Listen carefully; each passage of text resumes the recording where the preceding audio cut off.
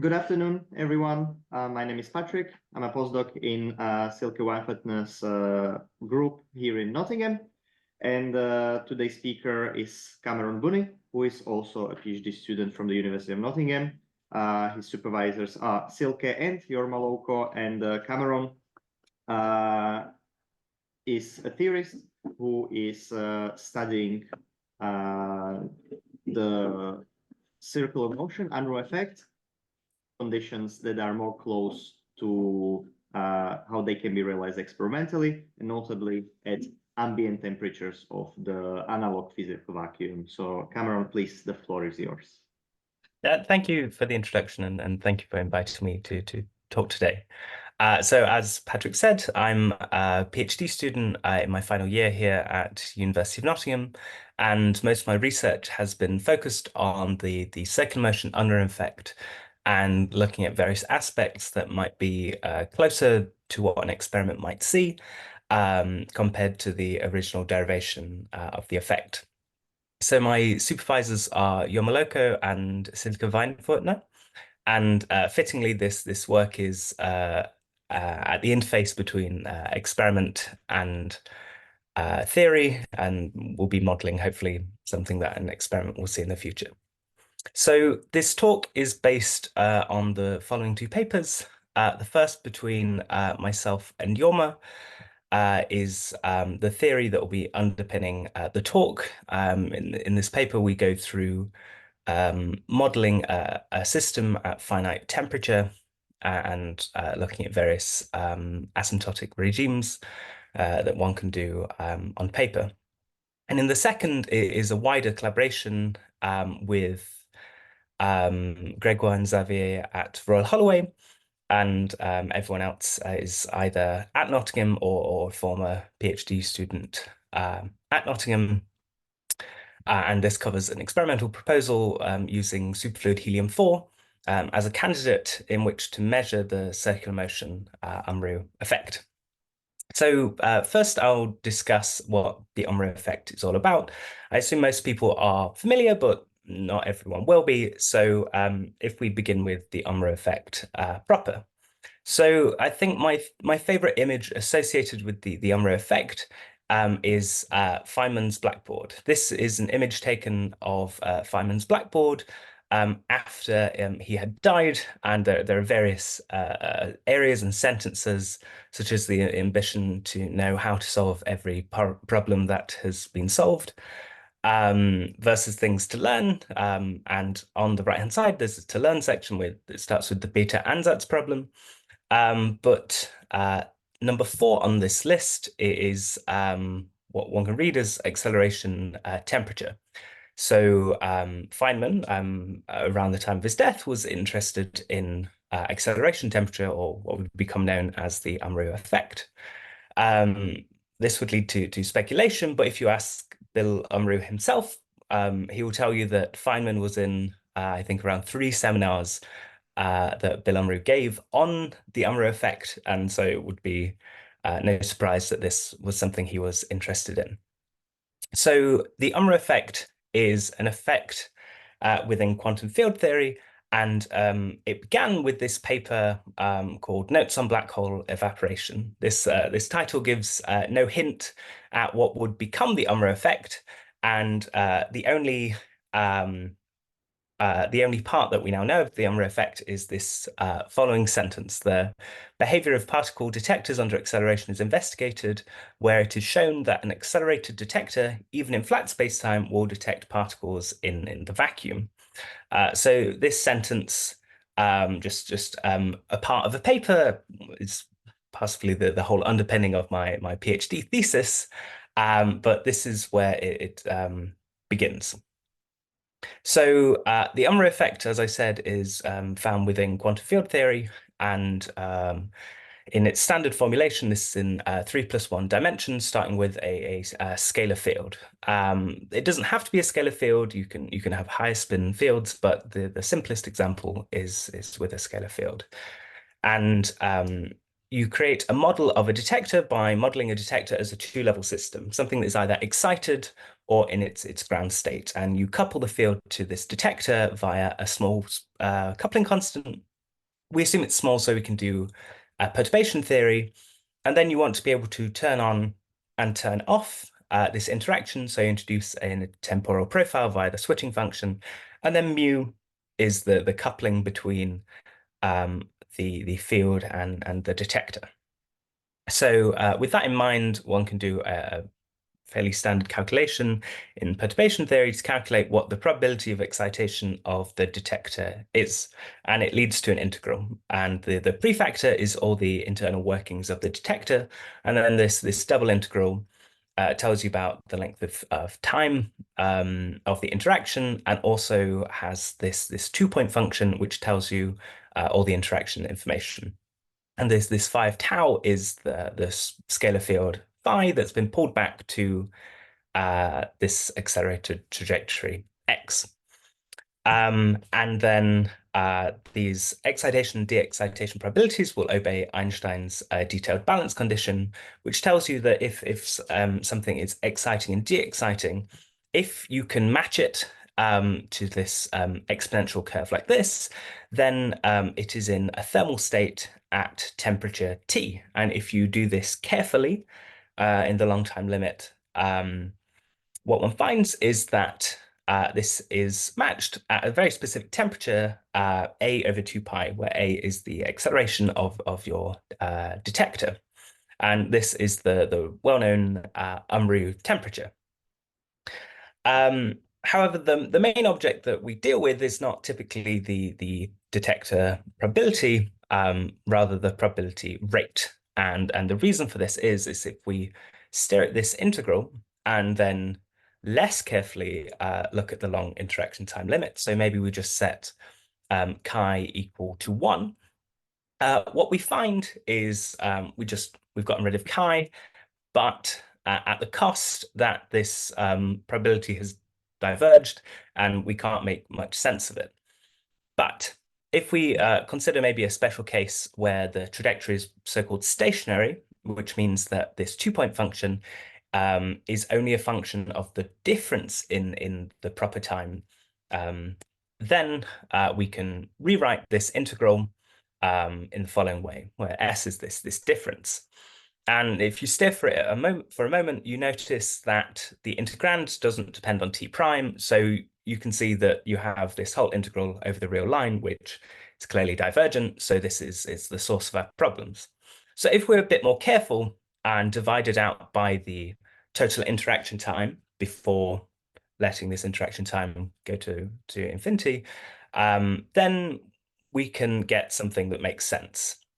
And we call this the response function or the response rate. Typically, we ignore the prefactor, this lambda squared, and expectation value squared, since it's just an overall constant. So this is the main object of interest, and it's just the Fourier transform of this 2-point function.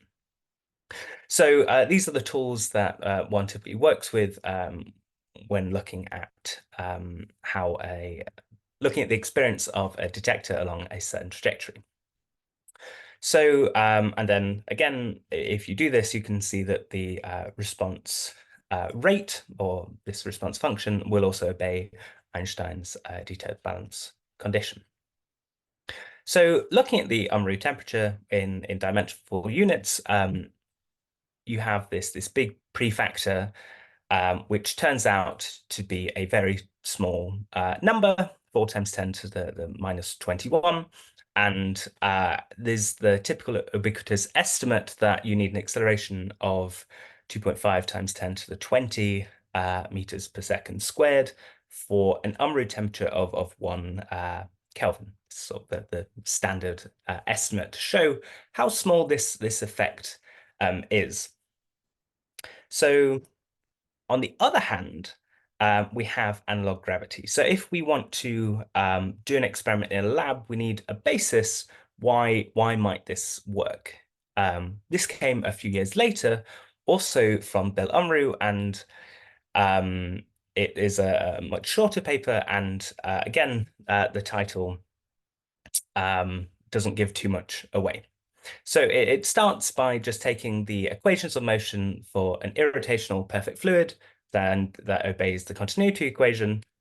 If you just introduce some new variables, xi and psi, and you linearize about them, what you find is you get this long equation, which doesn't tell you too much initially, but it turns out that this is actually a Klein-Gordon equation for this specific metric.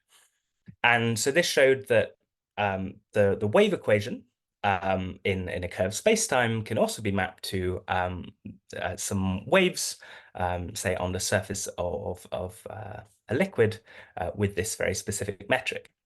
So a very specific case of this is if you set v equals 0, you recover Minkowski spacetime. But this c squared has a different interpretation than in the standard Minkowski metric.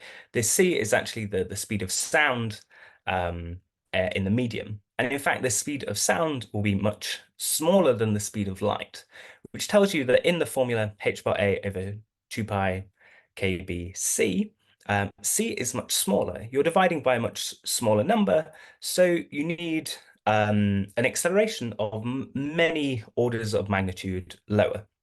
So by using now these analog spacetimes, one hopes to recover the effect slightly easier. And this metric has already been put to good use.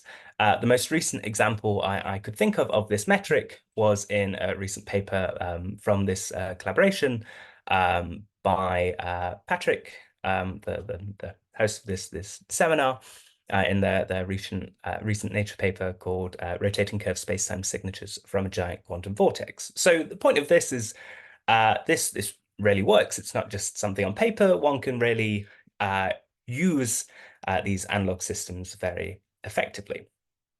So putting that together, we now can go to the main topic of this talk. So the circular motion Unruh effect came around a few years later. In the 1990s, it started with Bell and Lehnorst, and then there was a debate whether this could be detected in polarization rings for electrons. And this debate was sort of settled by Bill Unruh in 1998 with the paper Acceleration Radiation for Orbiting Electrons. So he calculated the temperature one would expect from either a linear or circularly orbiting detector.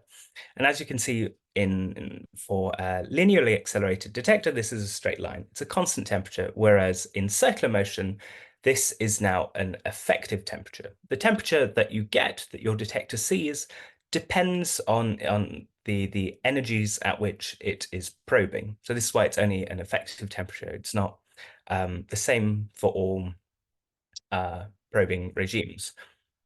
So for example, if you look very small energies, you get A over 4 root 3, whereas at very high energies, you get A over 2 root 3. So it changes by a factor of 2 across the entire spectrum, which isn't too much deviation, but it's still not a de facto thermal state. But if you think about it more heuristically, on, say, a very small band of energies, then the spectrum really doesn't change this much. So it's an effective temperature in the sense that it will tell you about the temperature within a specific energy regime, much like a thermometer that can measure the temperature of water. If you put it into the sun, would not really be a good measure of the temperature of the sun. It probably won't work very well. So in this sense, effective temperatures we're quite used to in day-to-day. So then this idea was developed further in 3+1 and 2+1 dimensions, because one property of analogs is typically they're in reduced dimensions. So 2+1 dimensions, say the interface of a liquid, is particularly experimentally relevant. So in this paper, from the QSimFP collaboration, it was looked at the circular motion Unruh effect, and the reason for circular motion, why this is experimentally relevant, is because one can interact for an arbitrarily long time within a finite space, within a bounded region. Whereas in linear acceleration, your detector will very quickly just leave your lab. And then a subsequent proposal was made for measuring this in BECs. In this BEC paper, it was shown that a laser can in fact work as a real-life Unruh DeWitt detector. And how this works is in fact a continuous detector. Rather than having a fixed gap, it can probe multiple gaps at the same time. And this interacts with an analog scalar field, so the BEC. And what did they find? Well, if you look at so-called T-rat, so that there's a ratio between circular and linear temperatures, and E is just reduced to make it dimensionless. Recalling that this circular motion temperature is effective, whereas linear is just some constant, one finds different regimes. In particular, if you look at the sort of higher energies and where V is higher, so this is the speed of rotation, the graph plateaus. It's rather flat and really looks as if it is effectively a temperature across a larger neighborhood. So then this motivates the regime in which one might hope to look to get a more familiar concept of a temperature for the thermalization of your detector. So how are we going to build this model for our system? So the important thing is, how does our system behave? What are the key characteristics? And one looks at, say, the dispersion relation or the equations of motion in our system. So one example is, as I mentioned, surface perturbations, which, for example, gravity waves obey this certain dispersion relation, or you have the BEC dispersion relation, the Bogoliubov dispersion. And a key feature of both is that they have a linear regime.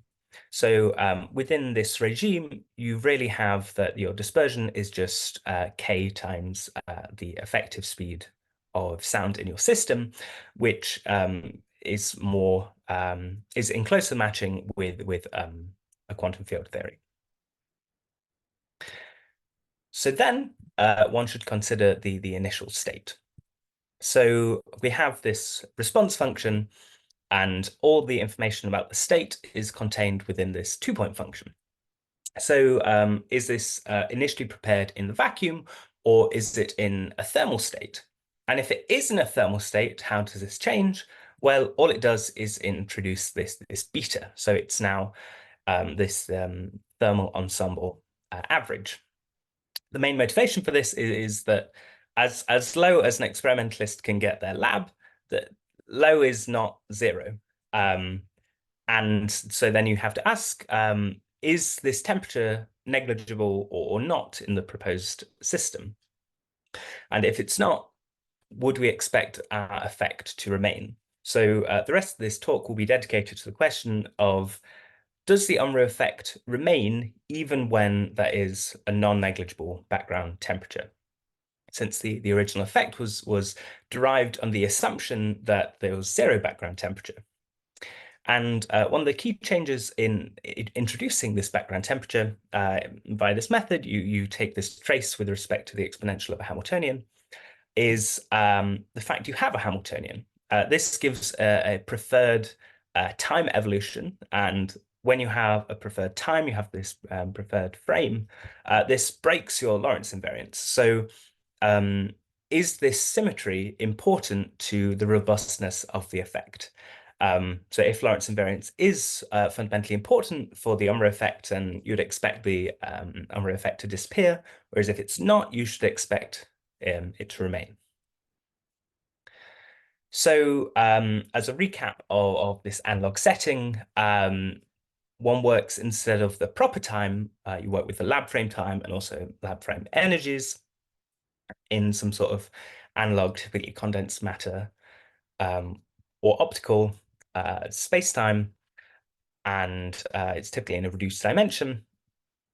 And examples of proposals are for BEC density perturbations in this PRL by the QSimFP, well, by a subset of the QSimFP community, and also this one that I'll be talking about later. The trajectory of interest is circular motion, and the key point is that it's no longer exactly thermal, but may have acceleration-dependent response. So now, after that long preamble, we can discuss this inertial thermal state and whether the Unruh effect is still there. So we broke Lorentz invariance, and we should see what the effect of that is in identifying acceleration-dependent effects within the experience of our detector. So we have this detailed balance temperature, which is just an effective temperature. And one can just plot what the effective temperature is as a function of the background temperature and of this gap, the detector gap. And you see that, well, it goes up. But how much of that is due to acceleration? So without Lorentz invariance, you have a Doppler effect. So your detector should now respond to the velocity of the detector and not just the acceleration of the detector. So disentangling this velocity versus acceleration is the key thing. So if we normalize and just remove this background temperature by subtracting away, things that are positive have a temperature higher than the ambient temperature of the system, and things that are negative means that the detector is responding as if it were in a thermal bath at a lower temperature. And this blue line is the isothermal line. So when your detector, if it were acting as a thermometer, would not be able to distinguish whether it were moving or not. You can do this also for a detector in linear motion. So it's in a straight line, not accelerating, but moving with a constant velocity. And you get exactly the same effect. You find that there are regimes where your detector experiences heating, as one would expect in the standard Unruh effect, but also cooling. And the key thing is, on the right, there is no acceleration. So similar things happen for both an accelerated and non-accelerated observer. And so we want to introduce some ways of telling the difference.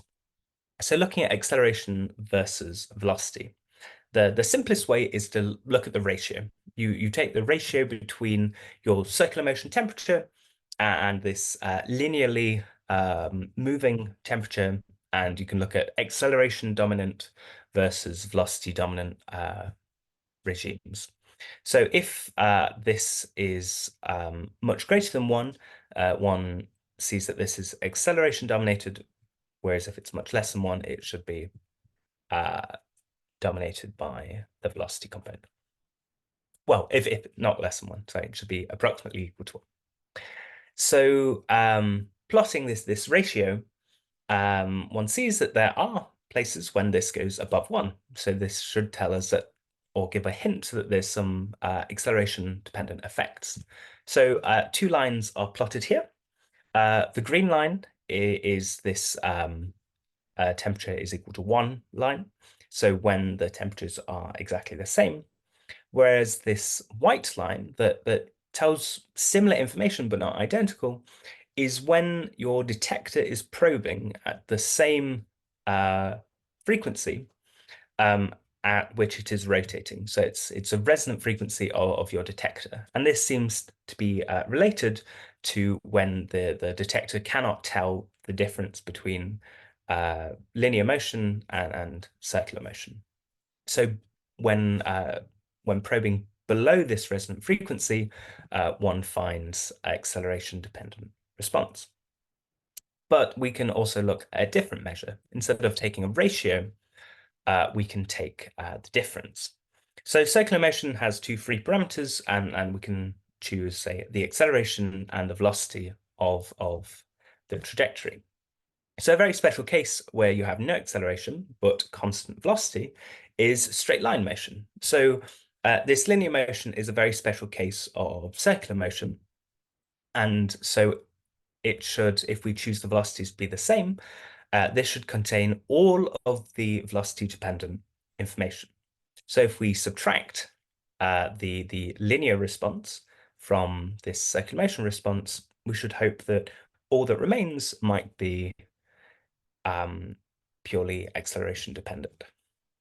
So if we normalize by dividing by this linear motion response, then we have some sort of measure. So if we plot that,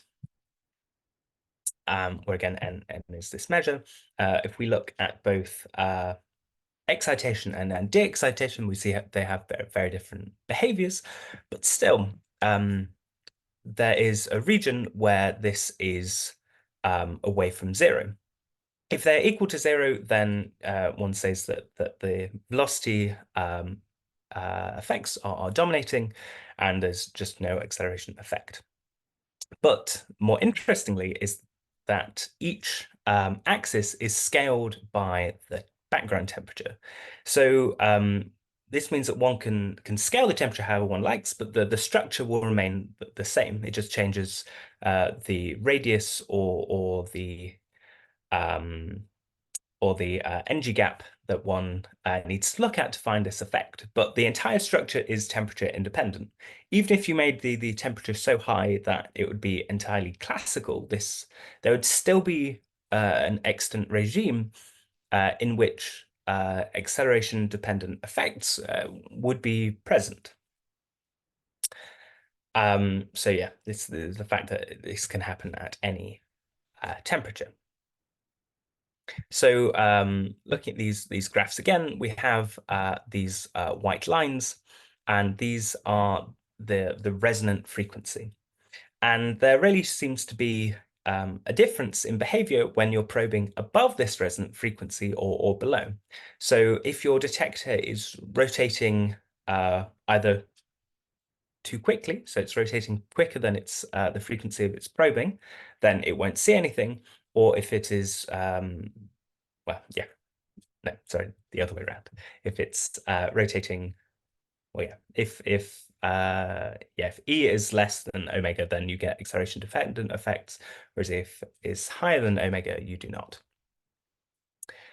Yeah, but the point is that both measures, both this ratio and this difference, tell the same story. That one can find non-negligible acceleration contribution in the same parameter space regime. So that's what the pure theory calculations tell us. Now we'll see what happens if we look in a system such as superfluid helium-4. So we're interested in doing modeling when there's a non-negligible initial temperature of the system.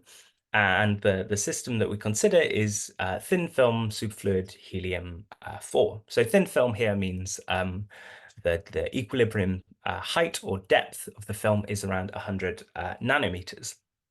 And the analog scalar field here are long wavelength surface perturbations in the superfluid component. So the superfluid and normal component of the superfluid helium actually disentangle. They can be considered independent within this regime.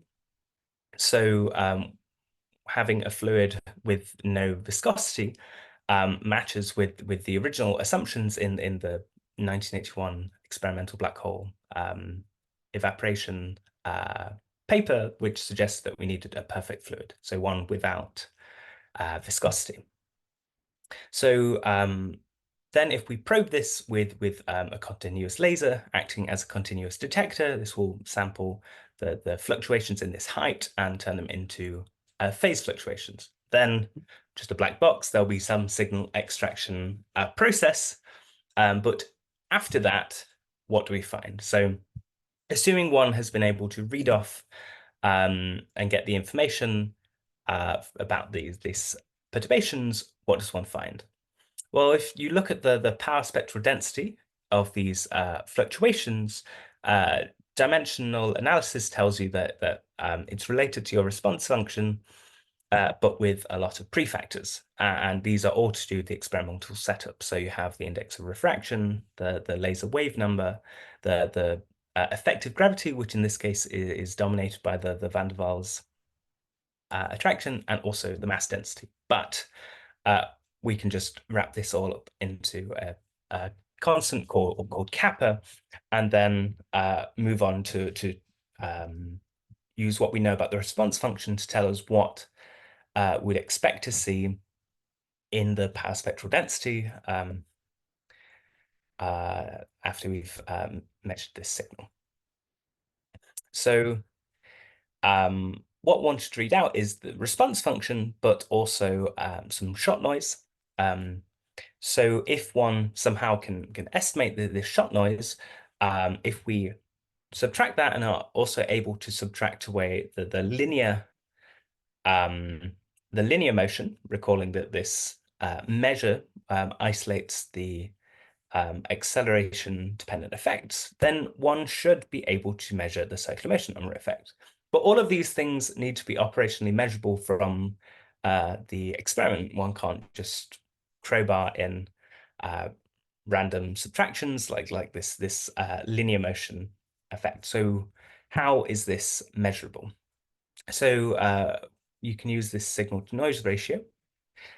And again, it's all about isolating this linear part in order to get a good estimate. Well, if you calculate theoretically what the response is for circular motion and also linear motion, and either plot them on top of each other or do a subtraction and look above, say, 100 hertz, you'll find that they're almost entirely indistinguishable. So let's explore that. So this horizontal line, the vertical line, is the resonant frequency, and as the other plot showed, that if you are probing above the resonant frequency, your detector cannot tell the difference. This is telling us the same again. But we have a cutoff at higher frequencies when our dispersion relation ceases to be linear. So how does it look like? If you look at the asymptotics of this F-lin, so the linear motion response, one finds it's approximately linear. So we can see that they look like a straight line, but if you really go through it, you can see that they really do behave like a straight line in this regime. But what that means is that if you measure in this higher energy, high frequency range, you can get an approximation of what the linear response is. You can approximate this straight line by measuring the circular motion response in this higher frequency regime. So this F-lin, really, we can find out what it is and then subtract it, and then we can see what is left over. And what is left over should be up to a 20% deviation. So long as we're probing below this resonant frequency, which is what the theory told us the regime we should be looking at. So now we can explore a bit of the parameter space and see where maybe an optimal regime is. Do we really have to effectively have zero temperature to be able to see this effect or not? So here we're plotting this signal to noise ratio. So on top, we have this heat map. So we have a fixed background temperature at 10 millikelvin, and we've fixed the rotational velocity at 95% the speed of sound in superfluid helium-4. So there are some dashed lines and some dotted lines. So these dotted lines, color-wise, match up with the lines below. So they're horizontal slices of this SNR. And what we can see is that if we make the radius smaller, the SNR goes up. So you can see at the bottom of the heat map is brighter, it has a more intense color, so that there's a larger signal. And this curved dashed line is the resonant probing. So because we're fixing this V, in circular motion, the velocity is r times omega. So if we're changing r, then omega has to change like 1 over r. So this is the 1 over r profile going through the SNR. But why do we get a larger signal? Well, the circular acceleration is proportional to 1 over r. So one really should expect that if this is isolating acceleration-dependent effects, then if you increase the acceleration, i.e. you lower the radius at which your detector is orbiting, you should expect to get larger response. So this tells you that you need to, as far as your equipment allows you, get the smallest radius possible. So if we say fix this radius at 60 micrometers and fix the orbital velocity at this 95% of the speed of sound, what do we find when we look across a range of temperatures? So again, this dashed line is the resonant probing, and then these lines also again match up. But what you find is that, remembering that this temperature, this structure theoretically is independent of the background temperature, we get this scaling with temperature.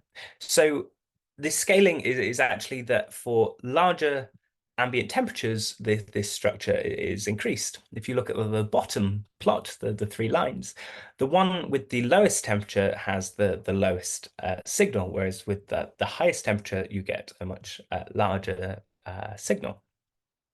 And this is only isolating the acceleration-dependent effects. So what you find is your background temperature doesn't destroy your acceleration dependence. It rather enhances it, which perhaps might go against the conventional wisdom that the Unruh effect is a purely quantum effect. If one instead calls it response due to acceleration, then you can see that your detector will know about it more for having an initial thermal state. So what would be the take-home message of this talk? The point, the main message that I found throughout doing this work is even when you're in say a classical regime, so your energies are lower than your temperature, you can still find non-negligible acceleration-dependent signal if you're probing below this resonance frequency. So this seems to be really the condition, whether you can tell the difference between acceleration-dependent effects or velocity-dependent effects. So this, say, Unruh-dominated versus Doppler-dominant regimes. And that if you have an initial thermal state, that this can really enhance this acceleration-dependent structure rather than destroying it as one might originally have expected. So that's everything that I wanted to talk about today. So I want to thank you everyone for coming and for listening to this talk. Thank you. Thank you very much, Cameron. It was a very nice talk. Thank you.